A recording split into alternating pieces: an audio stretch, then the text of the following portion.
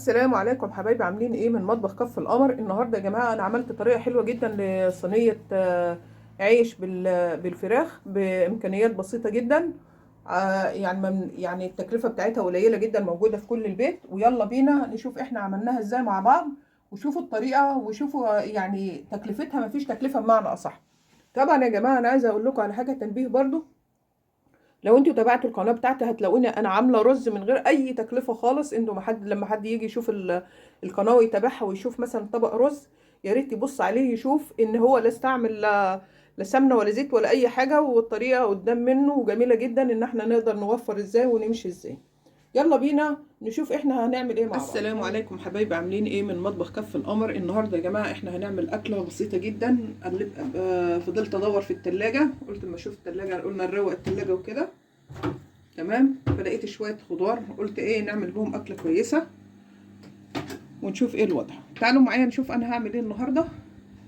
طبعا انا كان عندي نص كيلو شاورما، اللي هي الصدور اللي انا وريتها لحضراتكم قبل كده. دي طبعا انا عملت لها صدمه على النار، وبعد كده ضربتها في الكبه علشان ما تلفش مني، لان صدور الفراخ حتت صغيره اللي هي الشاورما قبل كده اللي انا عملت مع حضراتكم فيديوهات بالشاورما الصغيره اللي انا بجيبها ب20 جنيه. لقيت نص كيلو، طبعا انا ضربته بالطريقه ديت. ولقيت عندي هنا واحده كوسه بشرتها قدام حضراتكم، ولقيت عندي جزرايه صغيره عملتها، وقرنين فلفل. قلت ايه اما اشوف ايه اللي في التلاجة ودعبست فيها. تمام. لا، هنبدا النهارده هنسمي بسم الله الرحمن الرحيم. وطبعا الرقاق انا مش هشتري رقاق من بره، انا هوريكم انا هعمل ايه. ما تكلفتش حاجه من بره، انا هقول لكم انا عملت ايه من البيت وهنشوف مع بعض. دلوقتي انا عندي بصلتين كبار حلوين اهو، هنزل بيهم. هسمي بسم الله الرحمن الرحيم وهديهم تشويحه حلوه كده. تمام. اتمنى اللي لسه بيشوفني لاول مره يشترك لي في القناه ويتابعني، واللايك والشير والحاجات دي يا جماعه. تمام. طبعا انا حاطه كل حاجه قدامي علشان ما انساش حاجه. تمام. هدي تشويحه للبصل، خلاها تدبل شويه. احنا قلنا يا جماعه احنا هنمشي نفسنا بنفسنا ونشوف ايه الوضع. طبعا يا جماعه قلت لكم العامل الاساسي اللي هيبقى عندي في البيت. تمام. انا مش نازله اجيب رقاق ولا هعجن ولا هعمل اي حاجه. انا ساعات ببقى اعمل الرقاق على ايديا في البيت، بس انا ما قلت انا مش هعمل النهارده لا بدون عجن او اي حاجه. شايفين العيش ده؟ ده عيش شامي. ده طبعا عيش شامي بالطريقه دي. جبته من البيت من قلب التلاجة برضو. قلت بدل ما اروح اشتري رقاق او حاجه زي كده او اعجنه. طيب احنا هنجرب النهارده العيش دوت ونشوف احنا هنعمل ايه بيه النهارده. يلا بينا هنشوف احنا هنعمل ايه. بسم الله ما شاء الله، حلو زي الفل. ولو عايزه تنشفيه في الفرن انا هوريكم على حاجه، خليكم معايا. لو عايزه تنشفيه في الفرن زي ما انت عايزه، شوف بص حضراتكم ده برضو شامي اهو. لو عايزه تنشفيه في الفرن بص حضراتكم اهو، اتكسر في ثانيه اهو، اتهرى منك. طبعا انت لو حبيتي تعمليه هو ناشف كده هتعمليه ازاي؟ برضو بشوربه وسمنه وشويه زيت. اما اللي هو اللي انا مطلعاه من التلاجة بصوا حضراتكم طري، مش فيه اي حاجه خالص اهو، مفيش اي مشاكل. هنشوف احنا هنعمله ازاي وهنشتغل ازاي يا جماعه. خليكم معايا لاخر الفيديو، خلينا نشوف احنا هنعمل صينيه الرقاق ديت ازاي، ولا صينيه العيش الشامي دي ازاي. خليكم معايا. طبعا البصله بدات هي تلون معايا، انا مش محتاجه التلوين دوت. انا كل اللي عايزاه ان البصله تدبل. انا هنزل الكوسه، هنزل الجزر.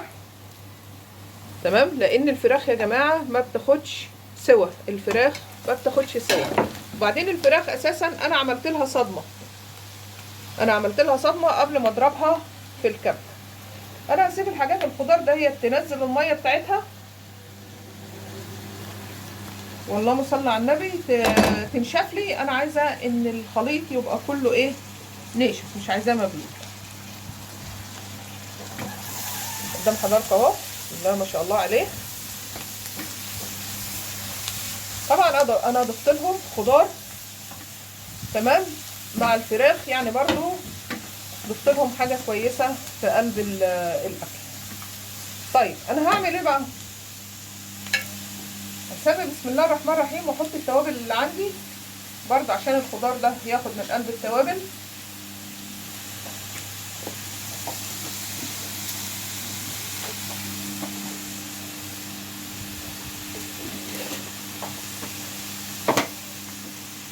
احنا اتفقنا مع بعض ان اللهم صل على النبي التوابل دي حسب راحتك انت. انا عندي هنا بابريكا، عندي بهارات فراخ، عندي جنزبيل، عندي اللي هي كزبره، عندي 7 بهارات، عندي فلفل اسود، عندي معلقه صغيره شطه، عندي الملح، عندي مرقه علشان برضو تدي طعم كويس للفراخ، هتقوي طعم الفراخ شويه. تمام. هنزل بالحاجات دي كلها قدام حضراتكم. عندك كمون، حطي كمون. احنا قلنا البهارات تبع رغبه اي انسان يا جماعه. عندك جوز الطيب، حلو قوي لو في جوز الطيب. انا عماله اقول لكم لو جوز الطيب لو جوز الطيب، ومشكلتي انا ما بجيبش جوز الطيب. ليه بقى؟ لان انا بنسى اجيبها، بخرج وعشان اجيبها وبكتبها وبنسى اجيبها فعلا. تمام. ادي عندكم التوابل، الخضار لف معايا بالطريقه دي. طيب هعمل ايه؟ هنزل بالفراخ. ادي نص كيلو الفراخ يا جماعه اللي انا ضربتها الطريقه دي. بسم الله ما شاء الله، ريحه التوابل وريحه البتاع عامله شغل. تمام. قدام حضراتكم ادي الخليط كله. الشرط ان انت توقفي نفسك على اللحمه المفرومه الموجود في البيت. احنا ممكن نعمله، وممكن نعملها برضو في صينيه محشيه بالخضار يا جماعه. بالخضار احنا ما بلاش ان احنا نعقد نفسنا زياده عن اللزوم. تمام. انا عندي اهو كله اختلط مع بعض، وهي مش هتاخد 10 دقايق وهتستوي، لان انا قلت لحضراتكم ان انا اديتها صدمه. هبدا انزل حبايتين الطماطم بتاعتي، اللي عايز يحطهم يحطهم واللي مش عايز ما يحطهمش. طبعا انا حطاهم ليه دلوقتي؟ علشان ينزلوا الميه بتاعتهم. وانا قلت لحضراتكم انا مش عايزه اي حاجه في الخليط بتاعي.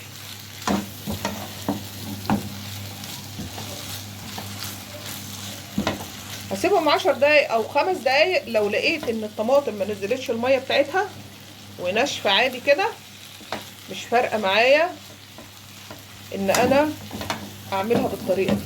انا ممكن كنت اضربها اعملها معلقه صلصه، بس انا قلت اما احطها مكعبات، كل واحد بقى برغبته حسب رغبته. تمام. خليكم معايا لحد لما تستوي هذا لحضراتكم تاني. طبعا قدام حضراتكم ما عملتش معايا ميه ولا اي حاجه ولا سردت اي حاجه. هبدا انزل معاها بالفلفل.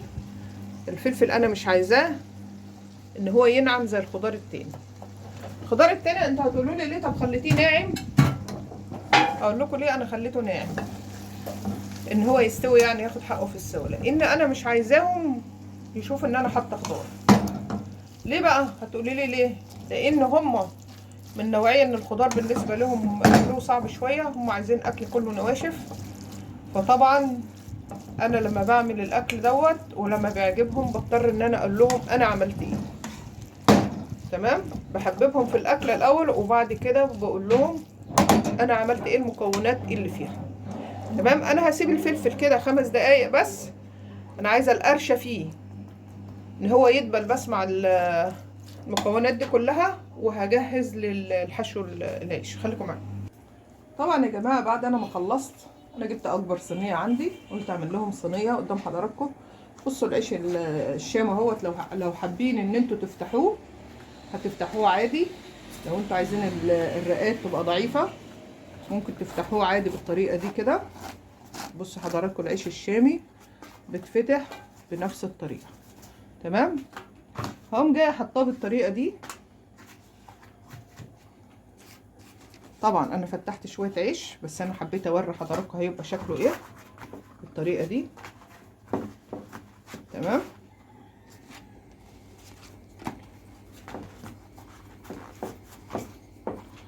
ادي العيش يا جماعه اهو. هبدا ان انا طبعا محضره له سمنه وزيت، هندهنه زيه زي الرقاق بالظبط، بس عشان ده طري ما احتجتش شوربه. كل اللي انا عملته اللي هو اللي حضراتكم شايفينه ده، سمنه وزيت فقط لا غير. انما اللي انا نشفته في الفرن ده كان عايز شوربه، انا قلت لا اما اعمله طري ونشوف ايه الوضع. قدام حضراتكم اهو، بسم الله الرحمن الرحيم اهو. بصوا مش هياخد مننا وقت، والحته الفاضيه تفضلي ان انت تعوضيها رق كده. الفاضيه يا جماعه ممكن تعملي لها طرف عالي كده عشان الحشو، لما تحط الحشو هتتنيها. احنا قلنا كل حاجه في بيتنا موجوده ونمشي امورنا. طبعا الرغيف العيش اللي قدام حضراتكم دوت الرغيف هو بتاع التموين ابو 5 قروش، تمام. انا جبته من البلد وانا جايه. ايه رايكم؟ هنعمل صينيه ان شاء الله هتبقى زي الفل بالطريقه دي اهي. والحته الواطيه اللي تحسوا ان هي هابطه شويه ممكن تعوضوها بالعيش يا جماعه بالطريقه دي. الحته اللي تلاقوها ضعيفه ممكن تعوضوها بالطريقه دي. هرجع تاني ادهن بالسمنه والزيت. انا كنت عملت صينيه رقاق. احنا كنا بنخبز اللي هو العيش الناشف الفلاحي بتاعنا ده يا جماعه، وكان عباره عن اللهم صل على النبي شقق، يعني شقه اسمها شقه عيش، اللي هو العيش الطويل ده بتاع المنصوره. لو حد من المنصوره هيبقى فاهم انا بتكلم على ايه، اللي هي مكنه العيش اللي احنا بنعمل بيها. برضو كنت احتاجت اعمل لهم رقاق، وما كانش عندي رقاق عملته بيه بالعيش ده، كان تحفه. كلمه تحفه دي كانت قليله عندي. طبعا ادي الخلطه اللي انا عملتها بسم الله ما شاء الله اهو.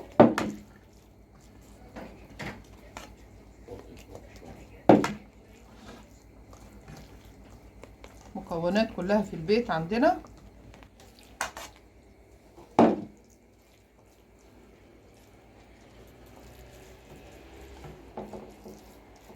بسم الله ما شاء الله الصينيه بسم الله ما شاء الله مليانه.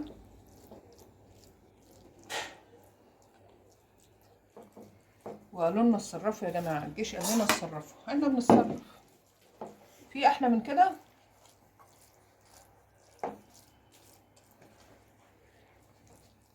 كميه فراخ وكميه خضار بسم الله ما شاء الله. الطريقه دي الصينيه قدام حضراتكم مليانه اهي.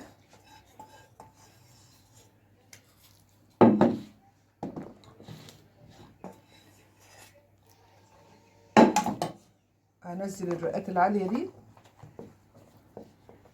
وهرجع اعيد الكره تاني.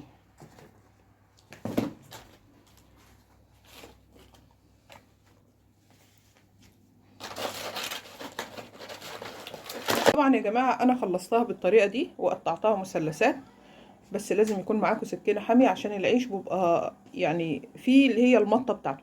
طبعا انا جبت كوبايه لبن، تمام. حطيت عليها معلقه فلفل اسود، شويه ملح. هنزل عليها بيضتين بسم الله الرحمن الرحيم.